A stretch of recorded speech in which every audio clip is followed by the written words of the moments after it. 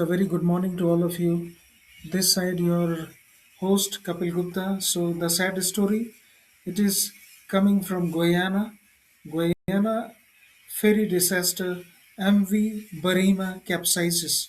So, Guyana is facing one of the worst maritime disasters in its recent history. A ferry carrying more than 130 people capsized late Saturday night of the country's North Atlantic coast, and authorities now fear that dozens of passengers may have died.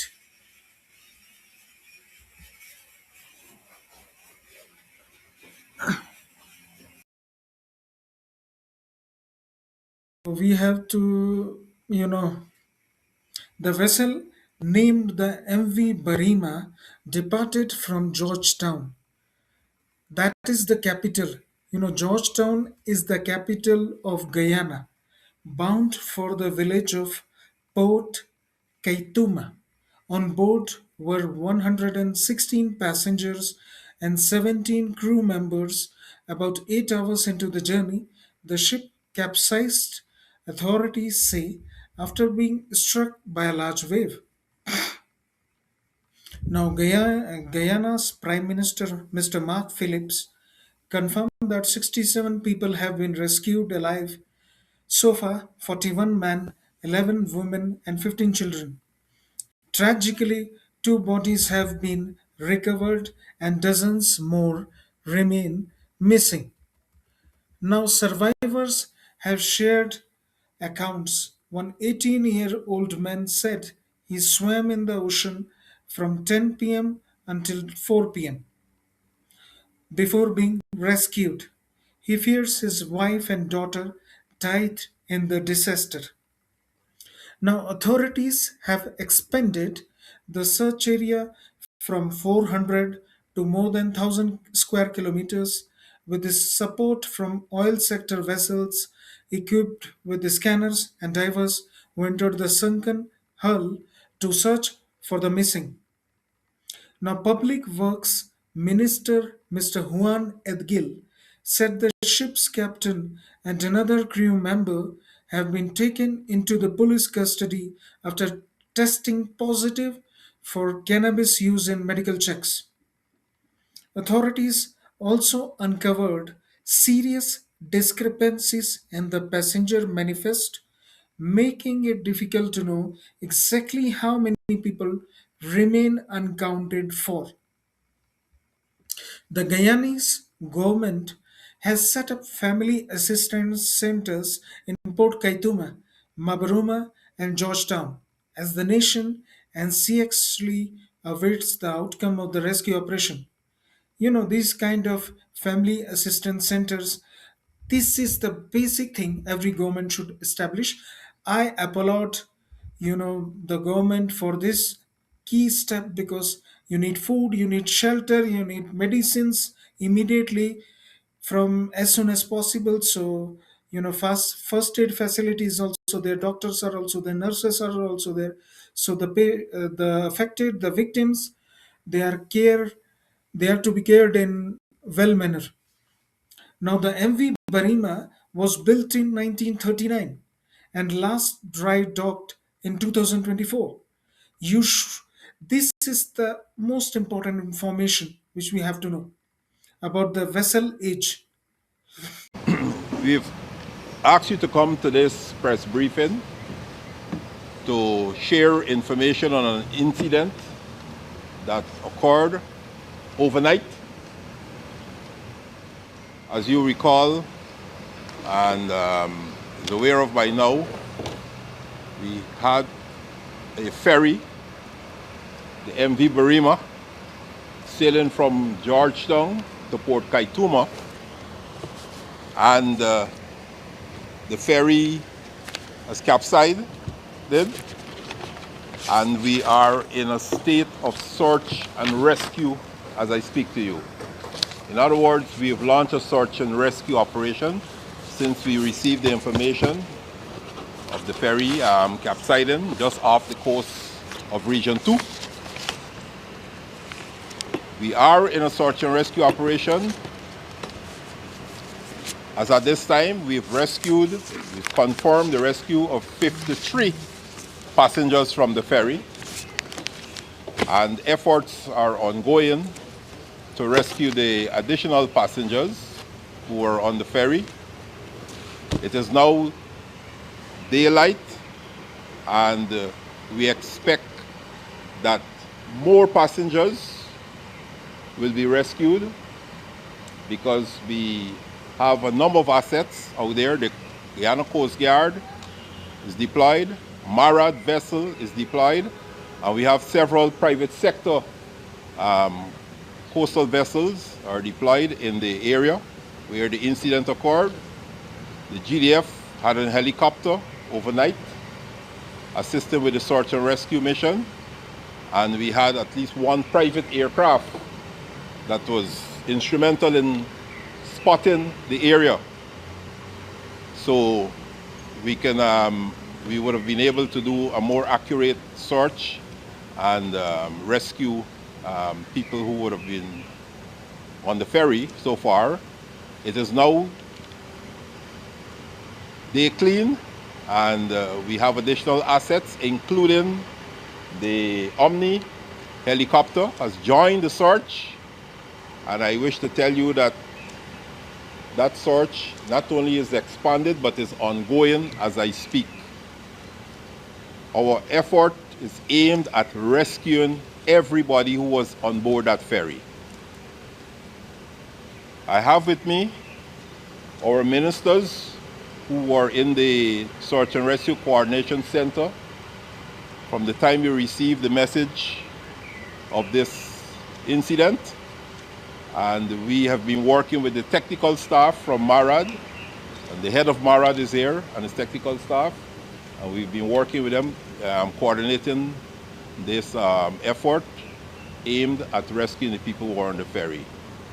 And I now allow my other colleagues to speak. I have Minister Edge here with me, and then we'll have some technical information from the technical people at MARAD. Minister Edge. Statutorily, once there's an incident, the Search and Rescue Coordination Center kicked into gear. So just after 11 last night, that center was operationalized. All the stakeholders were engaged, and there has been a massive response.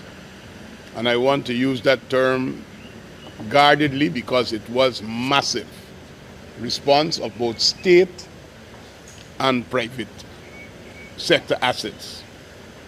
As the Prime Minister outlined, all of the vessels available to the Coast Guard,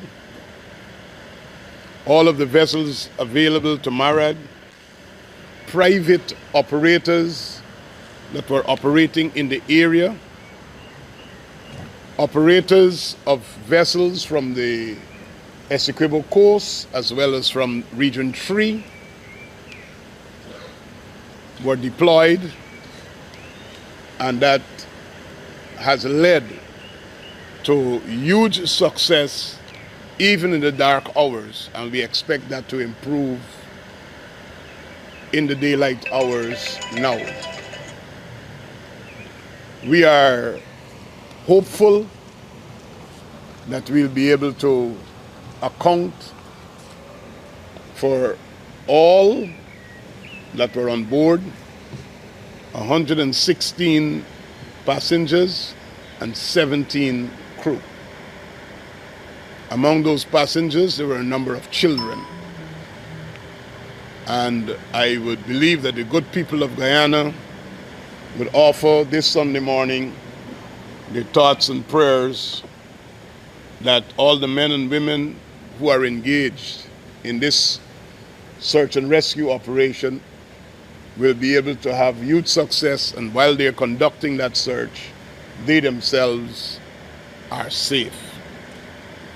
It's still too early for us to be definitive about a number of things, So while you may have questions, it's still too early to be definitive. Like, for example, at this stage, we can't tell you the names of the 53 that were rescued. Simple reason being, they are being moved from the area to get closer inland. The Minister of Health, Dr. Frank Anthony, is leading up a massive health response in both Regions 2 and Region 3. Medical personnel are on standby to treat and to deal with all on arrival. The Civil Defense Commission, by nature of its own task and mandate, has been operationalized, and they are lending support in this matter. Regional leaders in both Regions 2 and Regions 1 and Region 3 have all been mobilized to work in coordination with the various stakeholders out there. Some of our ministers are on the ground. Minister Frank Anthony has already been in Essequibo before the break of day. Minister Indar has joined the search party out in the ocean. Minister Ramraj has been coordinating with the people on the Essequibo coast, getting vessels. The entire cabinet was activated once I reported the incident, and it has been a massive government response, and I want to say thanks to all of my colleagues, as well as to both the state and private sector agencies that have responded. We want to ensure that every family that is concerned to have the information that they need. So immediately as information become available, the Transport and Harbors Department staff will be going through the manifest with the families as information become available to inform them of status.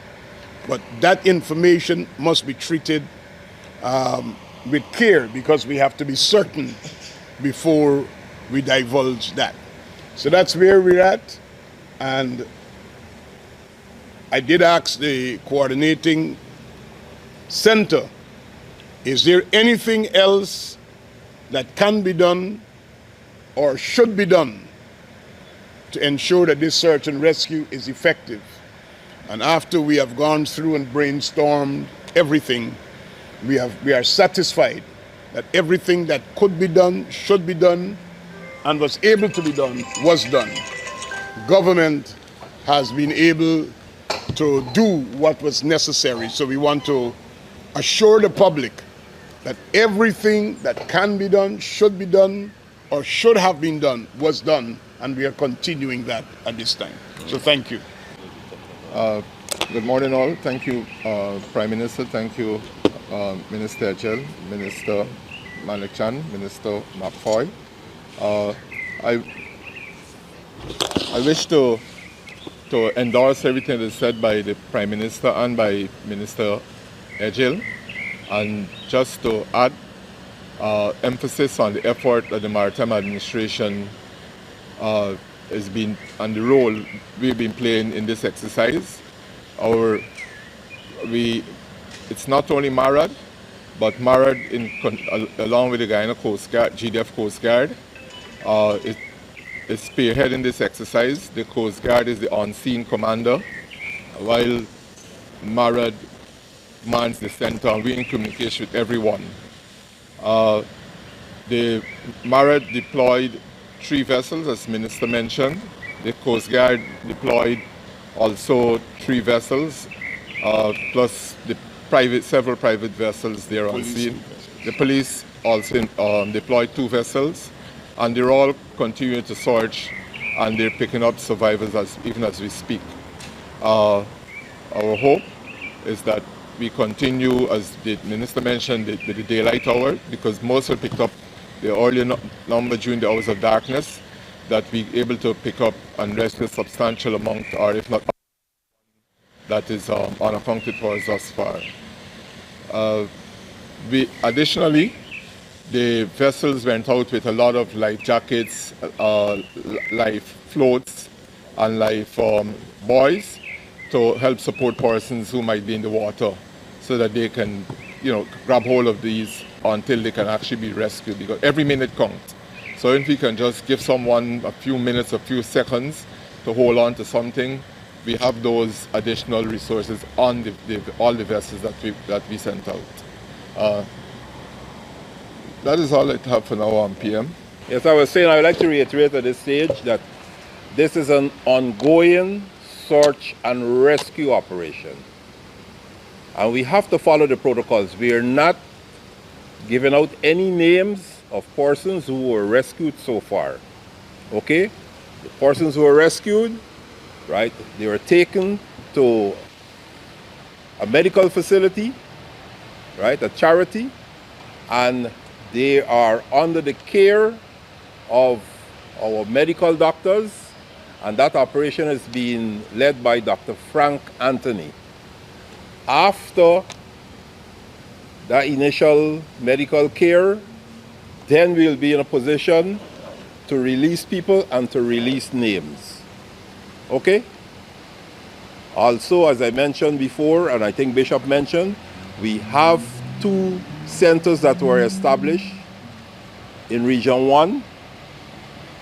And through those centers, we will be in touch with the relatives, right, the family members of the people who were on board the vessel. So we are not releasing any names at present.